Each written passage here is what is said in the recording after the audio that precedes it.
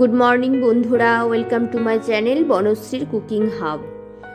চলুন আজকে নিয়ে এসেছি একটা পিঠে রেসিপি, সেটা হচ্ছে মুগ পুলি। শীত যদিও শেষের দিকে, তবুও এই মুগ পুলির স্বাদ অনবদ্য। চলুন কিভাবে এই অনবদ্য পিঠেটা আমি বানিয়ে ফেলেছি সেটাই আপনাদের সাথে শেয়ার করে নেব। নিয়েছি 100 গ্রাম মতন মুগ ডাল, আর নিয়েছি দুটো বড় সাইজের রাঙা আলু। এভাবে রাঙা আলুটাকে ছোট ছোট পিস করে কেটে নিয়েছি প্রথমে, তারপর এটাকে ভালোভাবে নিয়েছি কুকারের মধ্যে আমি দিয়ে দেব। সমস্ত রাঙা আলু সামান্য একটু জল দিয়ে কুকারের মধ্যে দিয়ে দিয়েছি, আর তার সাথে মুগ ডালটাকে সুন্দরভাবে ধুয়ে একটা ছোট বাটির মধ্যে কুকারে দিয়ে দিয়েছি। এবার এটাকে 2 থেকে 3টে সিটি দিয়ে হালকা ঠান্ডা করে এটাকে নামিয়ে নেবেন। দেখুন এটা রেডি হয়ে গেছে, রাঙা আলুগুলো সিদ্ধ হয়ে গেছে। এবার এই রাঙা আলুগুলোকে একটা বোলের মধ্যে নিয়ে নিয়েছি। এবার এটাকে আমি সুন্দরভাবে ম্যাশ করে নেব। তবে এটা দেখে নেবেন রাঙা আলুটাকে খুব সুন্দরভাবে জল ঝরিয়ে এই বোলের মধ্যে নিতে হবে, যেন এর মধ্যে একটুও না জল থাকে। আর মুগ ডালটাও ঠিক তাই, একটু শুকনোভাবে সিদ্ধ করে নিতে হবে, যাতে এর মধ্যে জল অংশটা না থাকে। আর এর মধ্যে হালকা যখন আলুটা খুবই সামান্য যখন গরম থাকবে, সেরকম অবস্থায় এর মধ্যে দিয়ে দিতে হবে চিনি। আমি এখানে 2টো রাঙা আলু এবং 100 গ্রাম মুগ ডালের জন্য নিয়েছি হাফ কাপের থেকে সামান্য একটু বেশি চিনি। আপনারাও আপনাদের পরিমাণ মতন চিনিটা ব্যবহার করবেন। এবার এটাকে খুব সুন্দরভাবে মাখিয়ে নিয়েছি, তারপর দিয়ে দিয়েছি 1 টিস্পুন লবণ, আর এর সাথে দিয়ে দেব বেশ 4 টেবিল স্পুনের মতন চালের গুঁড়ো। চালের গুঁড়োটা প্রথমে আমি 4 টেবিল স্পুনের মতো দিয়েছি। 4 টেবিল স্পুনের মতো দেওয়ার পরে এটাকে আমি সুন্দরভাবে মাখিয়ে নিয়েছি।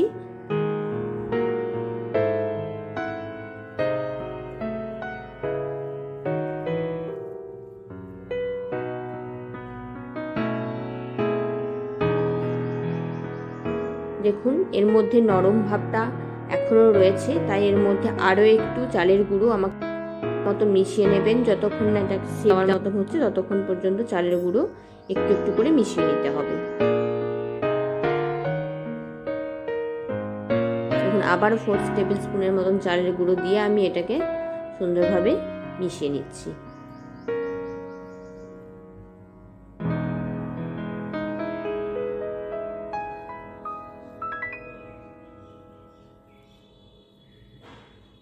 হালকা ঈষদুষ্ণ গরম অবস্থায় এটাকে মিশিয়ে নিতে হবে, যাতে চিনিগুলো সুন্দরভাবে এই মুগ বা লাল আলুর সাথে মিশে যায়। দেখুন এটা এবার রেডি হয়ে গেছে। এটাকে আমি এবারে শেপ দিয়ে নেব, তাই প্রথমে একটু হাতে তেল নিয়ে নিয়েছি, তারপরে এটাকে আমি সুন্দরভাবে শেপ দেব। আপনারা যে যেমন স্টাইলের শেপ দিতে পারেন, আমি এভাবেই শেপ দিয়ে নিয়েছি। একটু লম্বা করে পুলি পিঠের মতন শেপ দিয়ে নিয়েছি। এবার একে একে সমস্তগুলোকে প্রথমে আমি তৈরি করে নেব।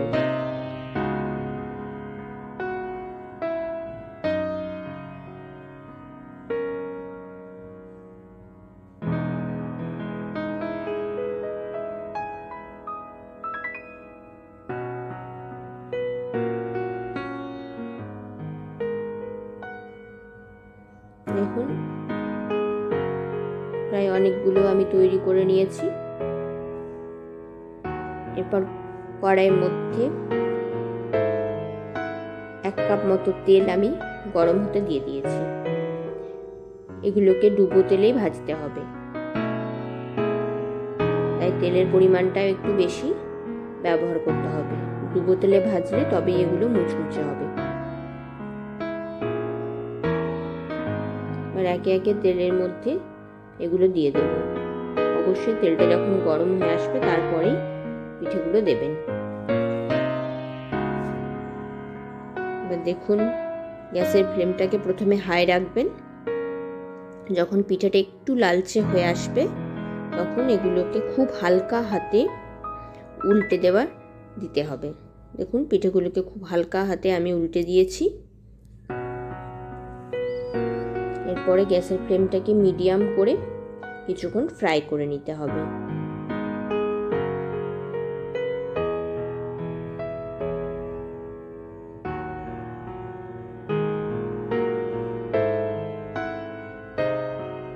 সন্ধ্যাবেলায় নিরামিষ টিফিন বা স্ন্যাক্স হিসাবে এগুলো খেতে ভীষণই ভালো হয়। আপনারা অবশ্যই বাড়িতে বানিয়ে একবার দেখতে পারেন।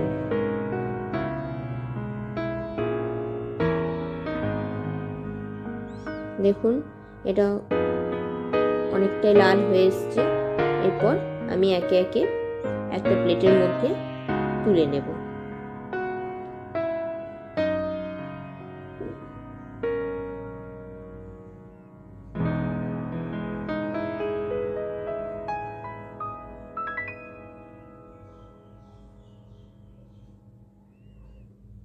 এরপর আবারও ওই তেলের মধ্যে আরও কয়েকটা পিঠে আমি এর মধ্যে দিয়ে দেব।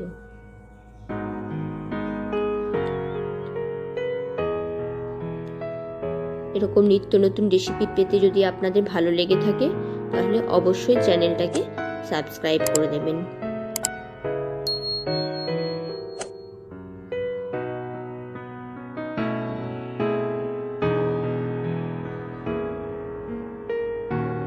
দেখুন, এগুলো আবার লাল লাল হয়ে ভাজা হয়ে এসছে। এগুলোও আমি আবার একটা প্লেটের মধ্যে তুলে নেব। যারা এই রেসিপিটা আগে কখনো বানাননি তারা অতি অবশ্যই একবার বানিয়ে দেখবেন, খেতে ভীষণ ভালো হয়। চলুন, রেডি আমার মুগপুলি।